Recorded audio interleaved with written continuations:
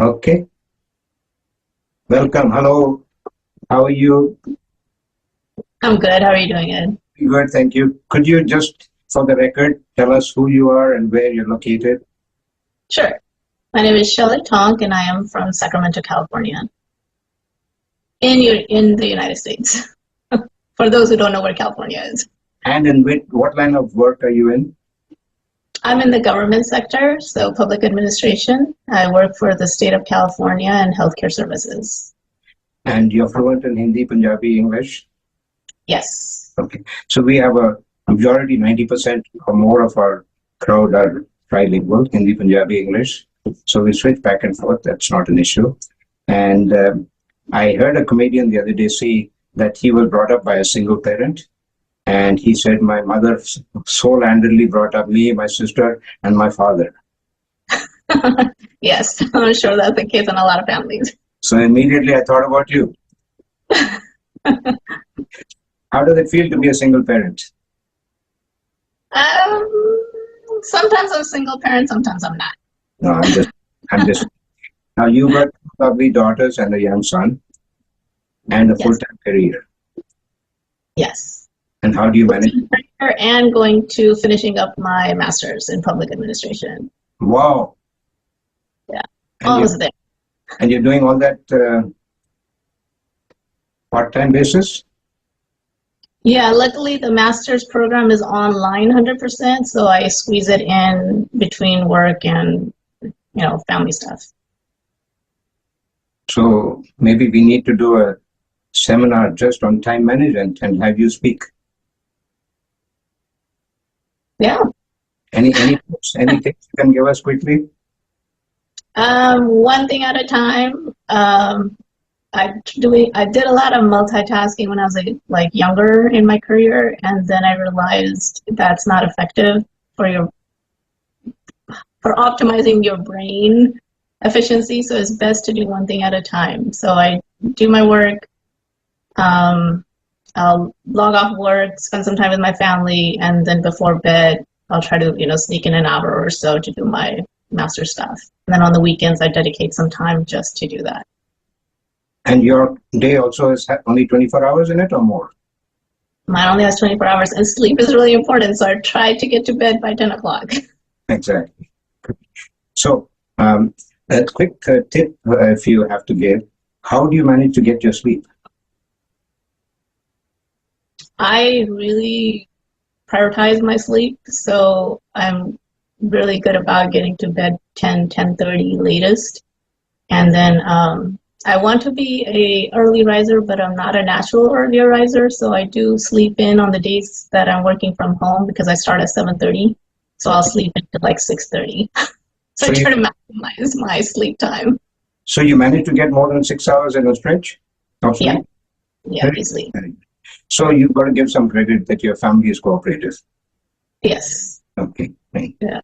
Yeah. Reason I bring this up is I have another seminar where I talk about getting my sleep with one eye closed. I know that a lot of people, they take their time out of sleep, and then, I mean, sometimes so many hours of sleep to keep a good night. Yes. So like I said, I try to get to bed by 10:30, and then I wake up 6:30-ish, try to maximize my sleep because to me, sleep's really important. And I don't know if you know this saying, like when there's a lot going on, you want to take time to meditate, and I really noticed that makes a big difference. So when there's a lot going on and there's like too much things to handle, I'll try to actually wake up earlier and meditate for an hour, and that rest you get during that time is like more potent than what you would get when you're just sleeping, because you really, you're focusing on calming yourself down. So Okay, meditation is something that I've heard about several times, but every time I talk to somebody, I get a different version of meditation. What is your quick definition of meditation and how do you achieve that? So two different things. One, my meditation is focus. So if I'm trying to manifest something in my life, then this is very focused and concentrated meditation towards that, and I'll use a mantra or whatever it may be.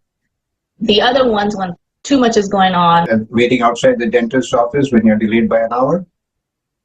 You can, and I have sometimes when I'm sitting at a, not a dentist office, but at a doctor's office, I'll just kind of, close my eyes if I want to just relax. And yeah, you can do it anywhere you want.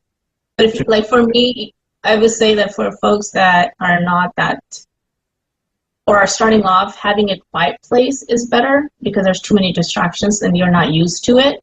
But the more skills you are, you can tune out the distractions and then you can do it anywhere. Okay, so you don't need a meditation mat. Nope. You can sit down and do it. You can lay down and do it. Just needs to be comfort. If you're really trying to do it to, like I say, it depends on what your focus and your goal is. If you're trying to do like, oh, I want to be enlightened and I want to really, connect, then yes, you want to keep your spine erect, sit up straight, have that posture if you really want to do that. But if you're just trying to meditate to be in the moment and just relax, you can do it in any way as long as your body and your mind is relaxed. Right. So to get 60 minutes of meditation, how long will it take you? 60 minutes, more or less? 60 minutes. So yeah, like some days, like I was telling you, if it's like a lot going on, I'll try to wake up early or even at night before I go to bed. I'll just sit up in my bed and start meditating. And my body naturally knows, okay, it's been 45 minutes, 60 minutes because I do it for that long. So like after that, my body starts to be like, okay, time to move because I've been sitting in that idle position for that long. The reason I'm asking is some people are very particular that 7 o'clock or whatever time they must do that. And if for some reason 9, 10 out of 10 having children, it doesn't work out that way. And then they go crazy. Now they need 2 hours of meditation to come back.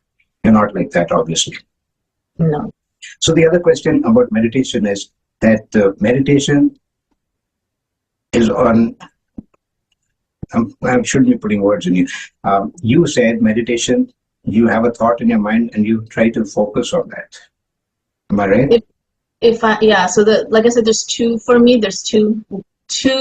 reasons to meditate. One is to manifest something, or if I'm anything, it may be like I'm trying to achieve something. So then it's focused for that. The other one is what I told you, so just trying to relax and be in the moment. Okay. So in a nutshell, say a year from today, one of your kids is going to be seeing that. What's one lesson that you like to teach them that you're not already taught them? And it's not just your kids, it could be other teenagers watching right now. Well, for other teenagers, I haven't taught them anything, so whatever they can take back. Right. For my kids, something I haven't taught them, I think on the manifestation thing, my kids, well, the 2 oldest ones know because they're in that awareness, because they're older enough to know that I do focus on the manifesting meditations. But I don't know if it's something I haven't taught them. I try to just blur out everything I'm doing so they're aware. I have to think about that. Can we come back to that? Okay, good. Another question that often I ask, especially I ask from people like you, I consider you a high achiever. Do you have in your life any time in your recent past that you felt that you're not achieving enough? Or even the extreme of saying you're a low achiever? I don't think I'm a low achiever, probably. Well, okay, first we need to define what high achiever and low achiever is so I know what we're talking about. Okay, so we were talking about that, and I'm going to throw that back at you. What is your definition of a low achiever or a high achiever?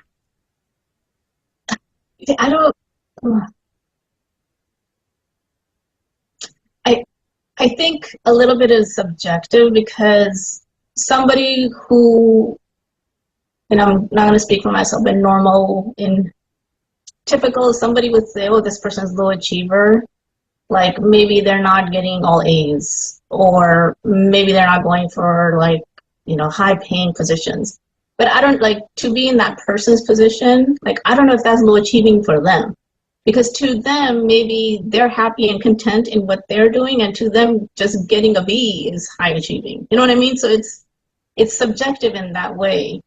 So for me, when I was in high school and stuff, in college and things, I wanted to get the best. So I strive for that. So I was telling my daughter who's in high school, I always wanted to get an A because I knew I could.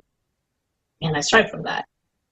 So, I mean, if that's high achieving, that's high achieving. But like, I just wanted to get an A because that's the most I could get. And to me, it mattered a lot. So it's like I said, it's just dependent. Mhm. So if today you had a chance to go back and repeat the last 10 of your years, 10 years of your life, repeat it all over, do it fresh, would you change anything? And if so, what would you change? I think I would. So one of my goals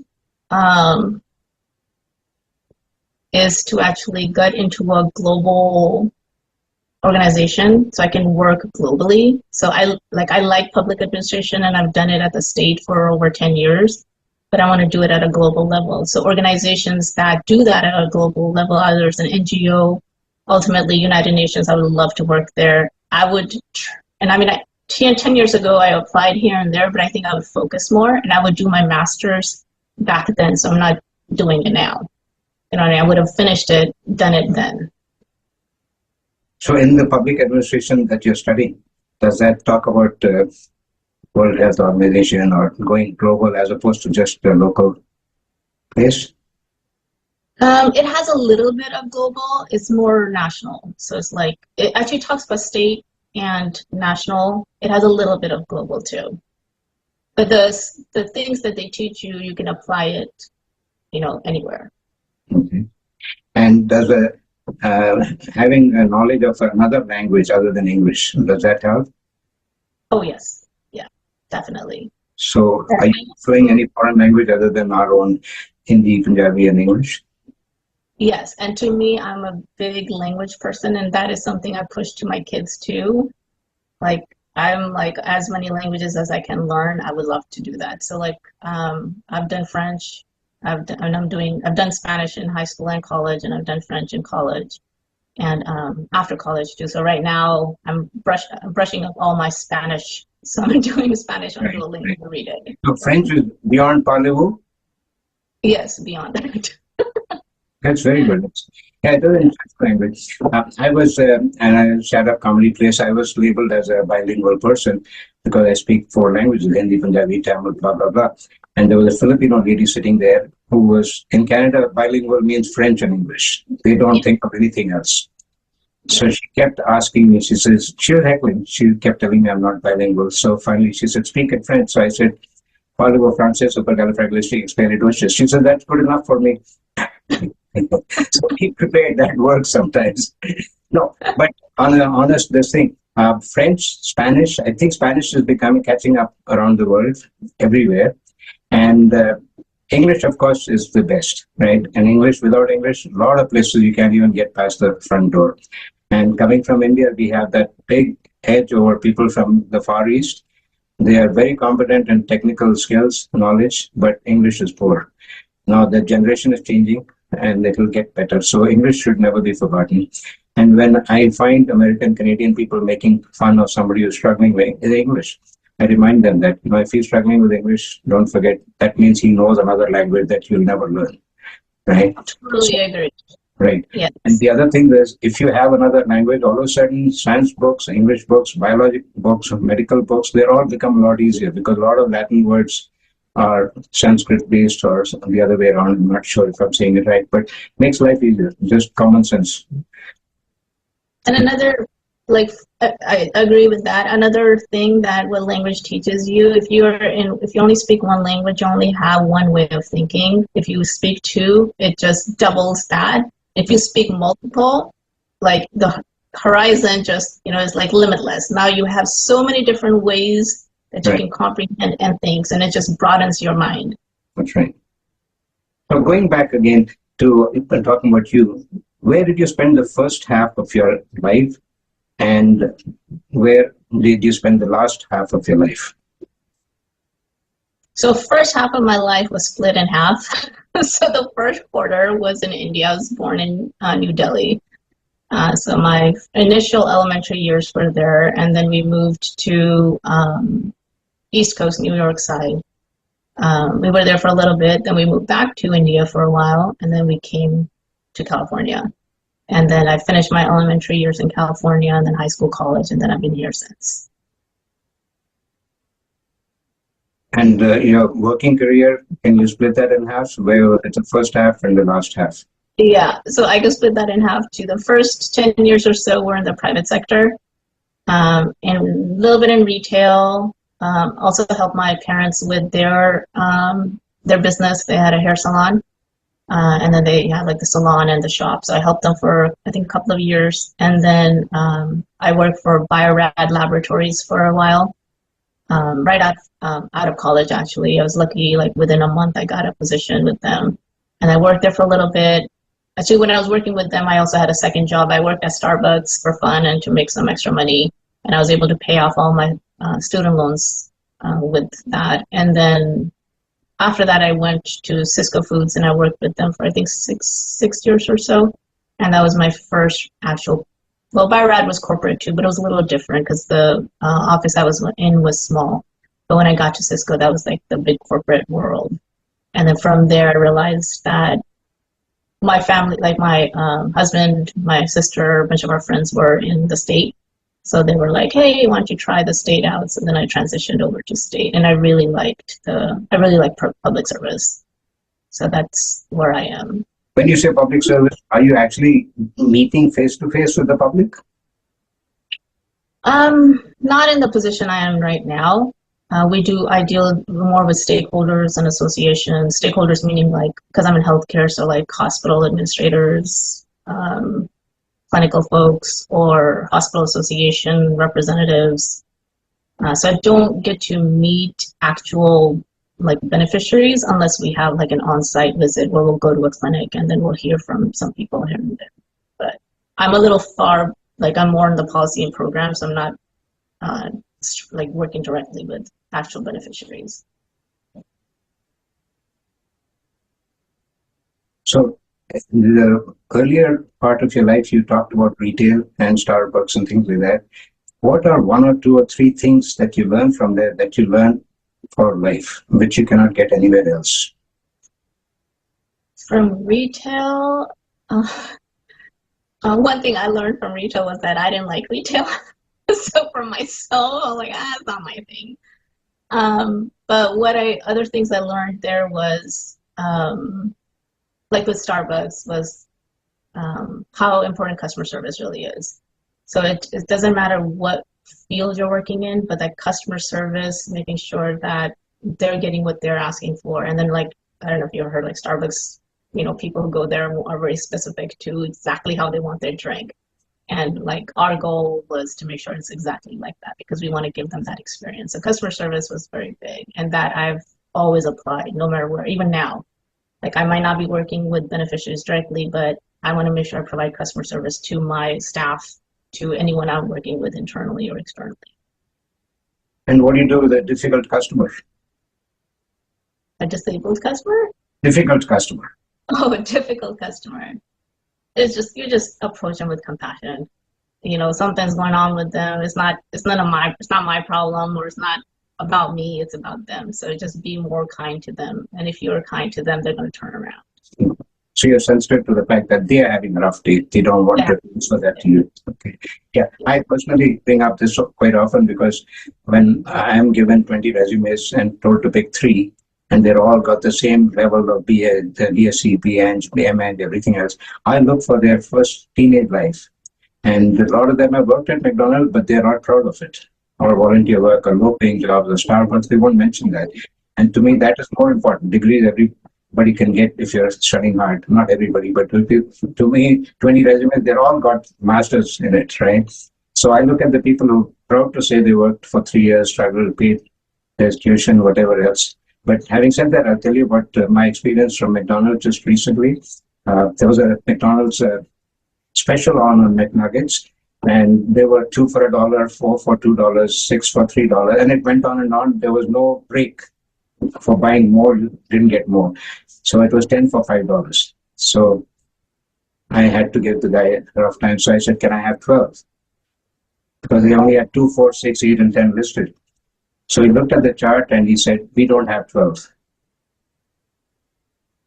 And then he stared at me. So I said, "What will it be?" I said, "You can give me 6 of 2 packs or 4 or 3 packs or 3 or 4 packs, and I went on and on and on.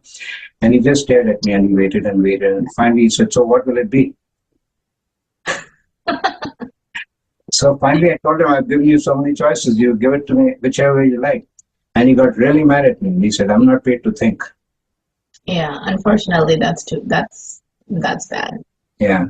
So that kid obviously is not going to go very far, but I made his day more difficult by asking him this question. He would have quit that day most probably. But sometimes, simple things in life, people, and you may have a customer who's nervous and spills their coffee. Now you're going to mop up that, plus serve the next person in line, plus go. So having said that, is there anything that you would like to mention to the new generation who's coming here? Suppose there are immigrants coming to this country with kids as old as your kids. What would you tell them to do so that they get settled well here? And they're going to stay here. They don't plan to go back. I hope they don't. Advice you'd give them To get as well settled as you are.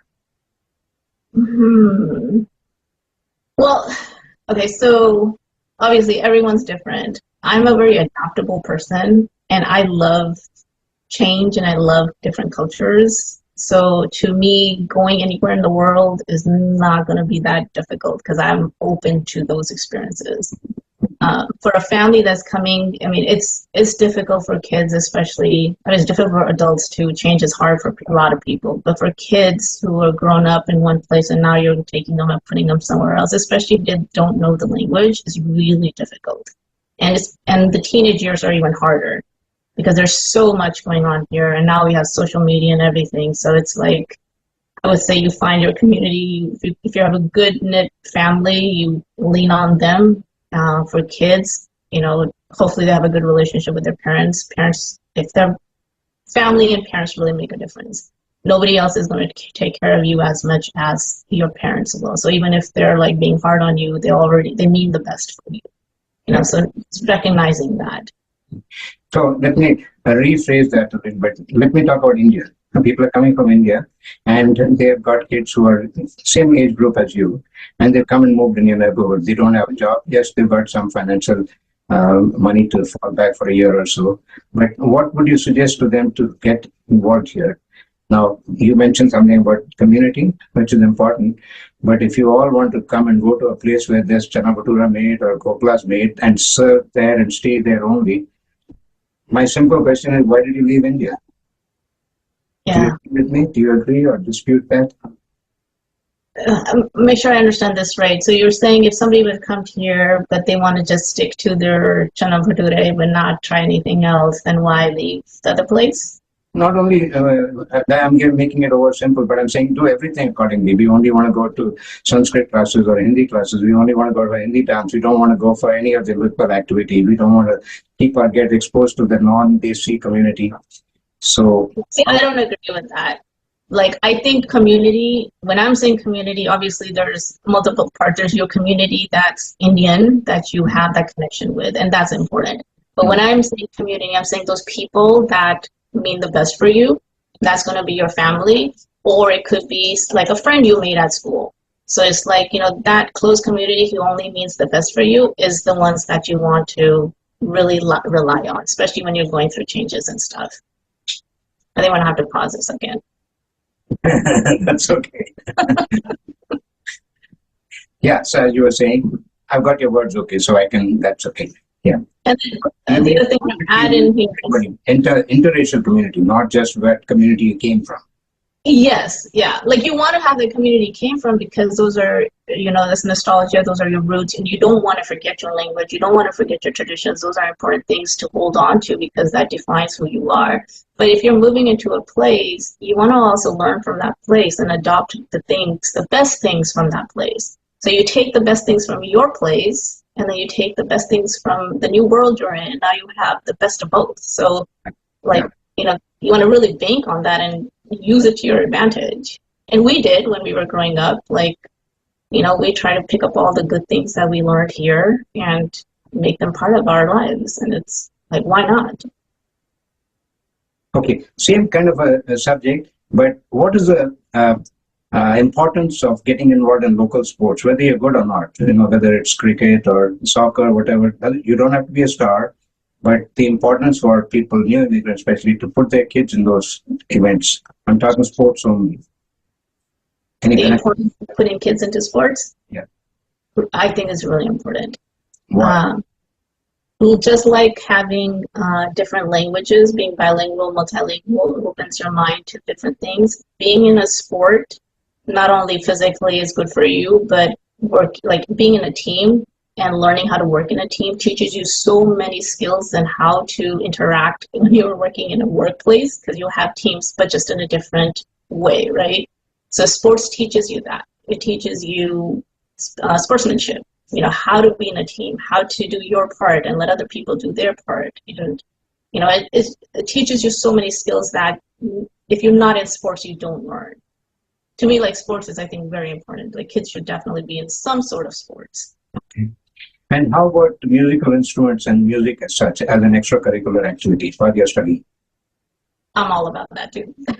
Like, that's why, like, even my kids, like, both of my girls are in music, and then my son is interested, but he'll get into it when he gets older. Music is another language. It's also really important. It's therapeutic. It's part of our life. Music is everything if you really think about it. So yeah, I think music is also important. When I was young, unfortunately, I didn't have that opportunity.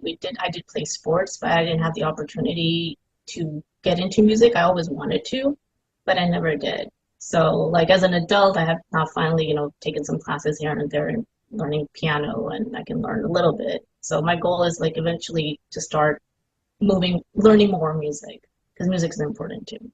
Mm-hmm. I don't know if you've noticed, I'm not disagreeing with you.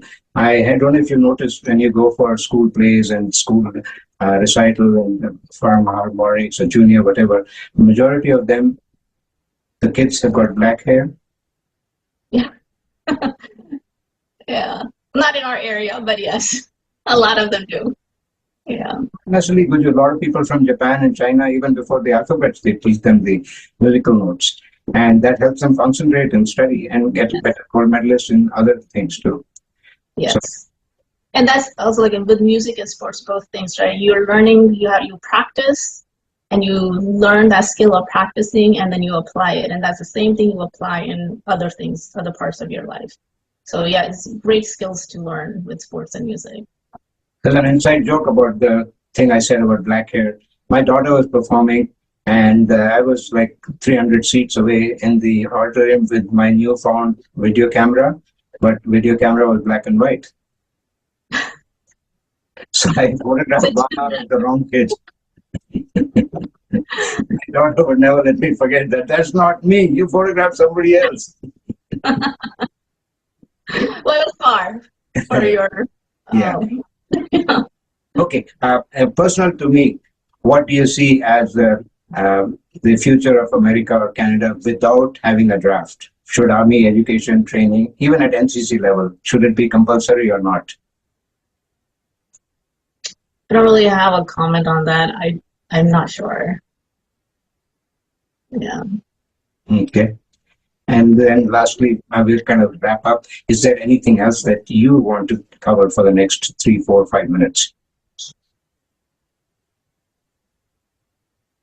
I'll just prompt you a little bit. The whole purpose of this thing is sharing success stories and also sharing what I would have done different if I had a chance to go around, so that other people don't make the same mistakes that we made, and also learn from our good stuff. So feel free to share whatever you like. Okay, thank you. That helps. So a couple of things. One, I think, obviously every time, like, you have a choice, you make choices based on that. I think you should really focus on what it is that you want, not what other people are telling you to do, because only you know what you really want to do. Based on that, you can get advice.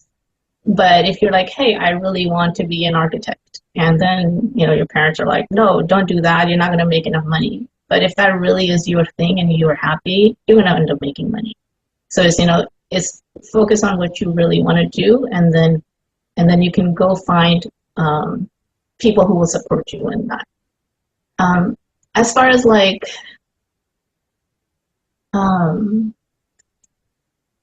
like success, I think one thing about success is, and again, is that's very subjective. People define it differently. Some people are like, oh, I will be successful when XYZ happens. To me, it's like I set a goal. It could be small, it could be big. Once I achieve that goal, I feel I'm successful. And then once I achieve that, I go and find another goal. I need to achieve that, and I'm successful. So it's like a constant learning, constant achievement thing. So it's like it's never ending for me. And I've had discussions with leadership groups where like we talk about that. It's like, and if some people, they're content and then they stop and they're good forever, and there's other people who just can never be content in that way because they're always trying to achieve the next thing. But achieving the next thing doesn't mean you're not content and happy. Like that state can be, you can be happy even if you're trying to achieve a goal and you haven't yet, because that's just a state of being how you are. You're just achieving something because you are like, okay, I need a goal and I want to work towards whatever it may be. And as far as regrets, I do have one, and I tell my kids, and like when I was going to college, I got into UC San Diego and UC Davis, and I didn't go to UC San Diego because UC Davis was closed. And it's not that I regret in that way. I really wanted to be close to my family, and I loved that. Every weekend I used to come home. But at the same time, I was like, man, I should have went to UC San Diego, because if I was there, I would have learned how to surf. And that was my thing. So I'm like, oh, maybe I should have went to UC San Diego. I don't know if I don't know if regret is like if some people, like for me, for example, like I didn't do my master's like 10 years ago where I was really wanting to do it. To me, is like better late than never. So like if you didn't get a chance or opportunity at that time, because at that time financially it was harder, kids were younger, but now I got the opportunity and I took it.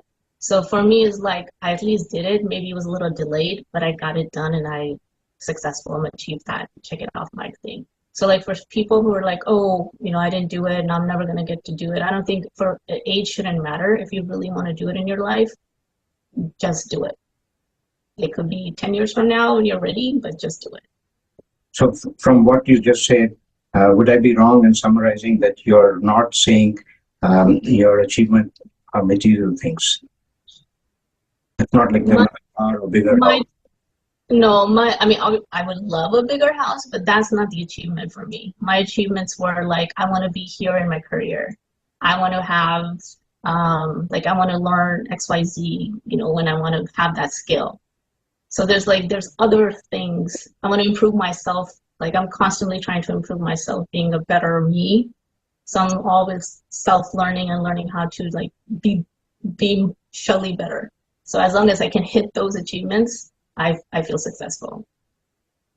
Everything else is byproduct. Like, yes, I would love to have a bigger house, but that's not like, yes, I achieved something, because that's materialistic stuff. And if you had to pick one role model outside the immediate family, who would you name? Don't have to mention if you don't want to mention it, but would you be able to say that? The role model? Outside your immediate family.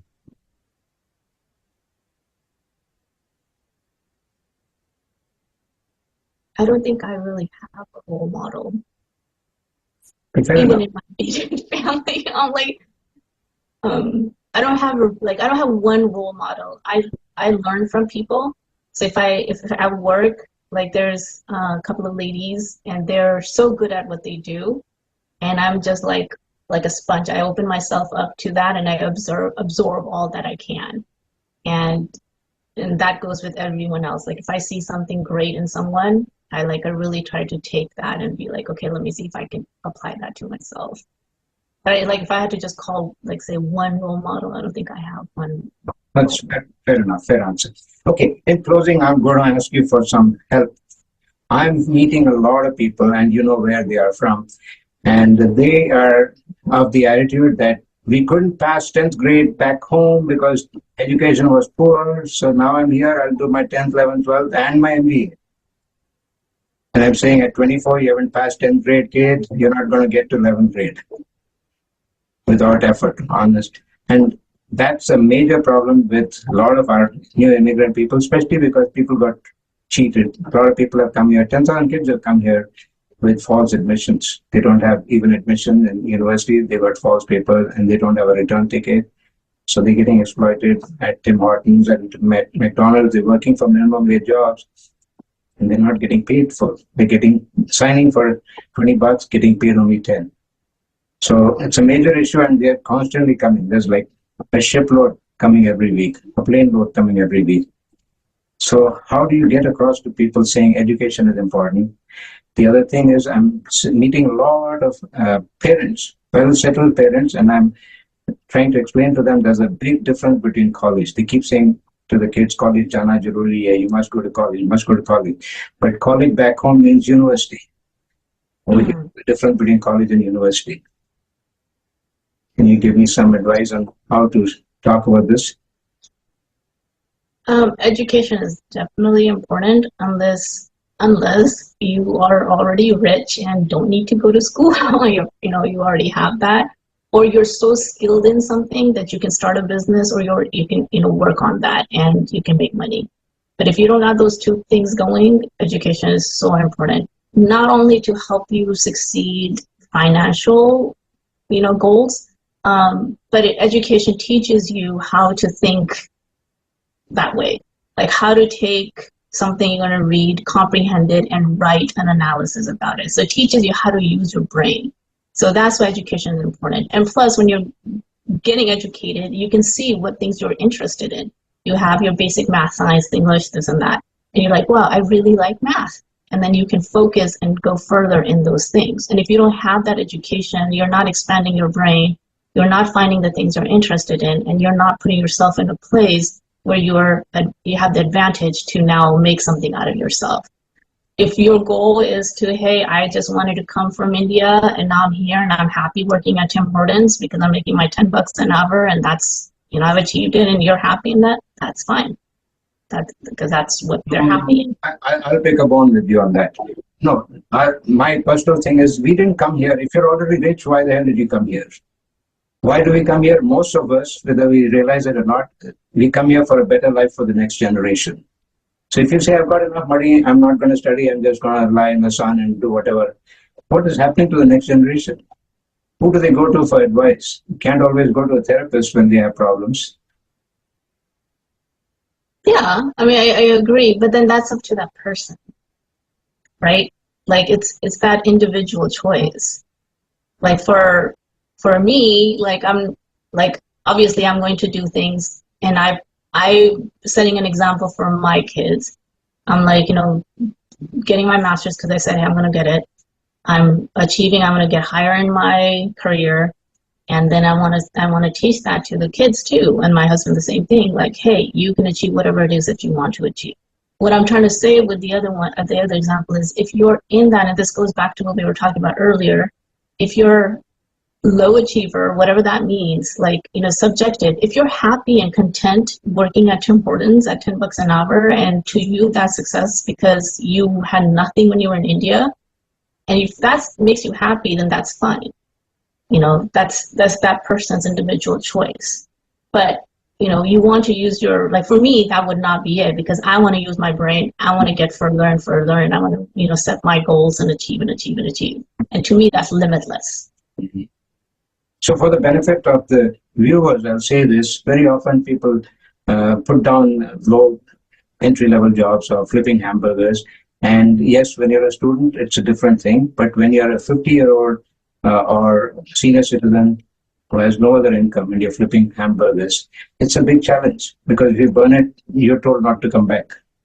So they are working, putting their heart, mind, and soul into that. So it's not a simple job.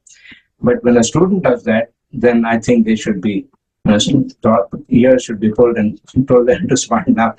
But a lot of old people are struggling. And at McDonald's, for example, they're all being replaced by self-ordering counters. So very soon there'll be no entry-level jobs for our young kids and for seniors who don't have other income. And talking about seniors, I've seen seniors living in $2 million homes, but in Canada they get $1,280 a month from old age pension, and they get $700 from old age supplement, which is taken back because they have a $2 million home. So from $1,280, they've got to pay $800 for house taxes and house heating. and the rest that's left pays for everything else: car insurance, life insurance, groceries. So they are in a worse off spot than the poor person who is. So my point is that if we don't think about these things, we're putting our kids in a trap. They say, okay, I've got it made, I've got enough money, mom, dad left me enough money, why do I need to do? But very soon, old age, and we're all living longer and longer. So old age, worry about old age too. It's not only about the good old times.